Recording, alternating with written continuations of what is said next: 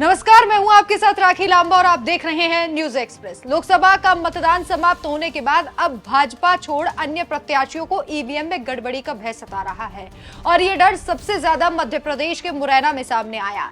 यही कारण है कि प्रत्याशियों के समर्थक स्ट्रांग रूम के बाहर, पॉलिटेक्निक कॉलेज के बाहर पड़ाव डाले हुए हैं, सीसीटीवी कैमरे के जरिए निगरानी रखे हुए हैं और ये पूरी तस्वीर मुरैना की है, जहां भीषण गर्मी में अपना घर छोड़कर पहरेदारी कर रहे विभिन्न दलों के लोगों को डर है कि जिन ईवीएम में उनके चहेते नेता की किस्मत जनता ने अपने वोट के द्वारा कैद की है, उस ईवीएम में कहीं कोई छेड़छाड़ ना हो जाए, कहीं कोई बदलाव ना हो जाए।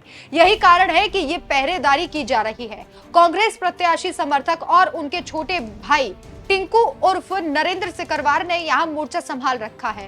वो मतदान के खुद 8 घंटे की ड्यूटी यहाँ रहकर कर रहे हैं। उनके बाद उनके अन्य साथी आ रहे हैं जो कि निगरानी रख रहे हैं। बीएसपी प्रत्याशी के समर्थक भी यहाँ डटे हुए हैं और 8-8 घंटे के हिसाब से अपनी ड्यूटी बांट रखी है। मैं सतपाल सिंह सिकरवार नीटू भैया के समर्थक में यहाँ पे कांग्रेस पार्टी की तरफ से बैठा हुआ है और हमें बीजेपी पर हमें अपने सिक्योरिटी फोर्स पे कोई डाउट नहीं है। हमें पूरा विश्वास है कि देश की जो सेवा कर रहे हैं उन पे हमें पूरा भरोसा है।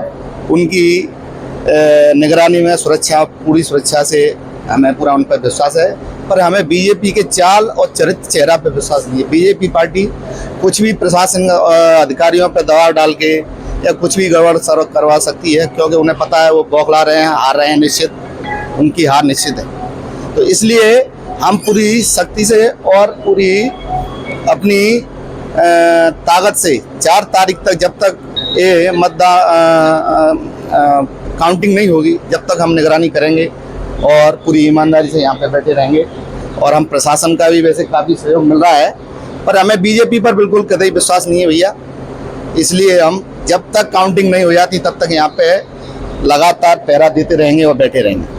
2 निर्दलीय प्रत्याशी के समर्थक भी यहाँ निगरानी बनाए हुए हैं। हालांकि प्रशासन ने अपने दावे भी सुरक्षा को लेकर किए हैं। ईवीएम 3 लेयर सुरक्षा, यानी कि पहले स्टेट पुलिस, उसके बाद सीआरपीएफ और ईवीएम कक्ष बीएसएफ की सुरक्षा में है, जिससे गड़बड़ी की कोई आशंका नहीं है। इसके बाद भी पुलिस और प्रशासनिक अधिकारी प्रतिदिन 2 बार स्ट्रांग रूम की सुरक्षा की जांच करते रहते हैं। अलग अलग 6 हॉल में रखे गए हैं। ऑब्जर्वर और कैंडिडेट के समक्ष वो सील किए गए हैं और अब जो वो क्षेत्र है वो बॉर्डर सिक्योरिटी फोर्स के हवाले है, सेंट्रल फोर्स के हवाले है। सबसे फ्रंट में स्टेट फोर्स है, उसके पीछे फिर सेंट्रल फोर्स है और जहां पर हॉल है वो बॉर्डर सिक्योरिटी फोर्स है। पारदर्शिता बनाने के लिए कैंडिडेट के बैठने की व्यवस्था, सोने की व्यवस्था की है, उनके लिए एलईडी बनाई है, रखी है, जो निरंतर वॉच करते रहते हैं, देखते रहते हैं कमरों को। अधिकारियों का किस तरह से निरीक्षण रहता है? जिला प्रशासन की ओर से कम से कम 2 बार निरीक्षण होता है। इसके अलावा पुलिस अधीक्षक, एडिशनल एसपी जाते हैं।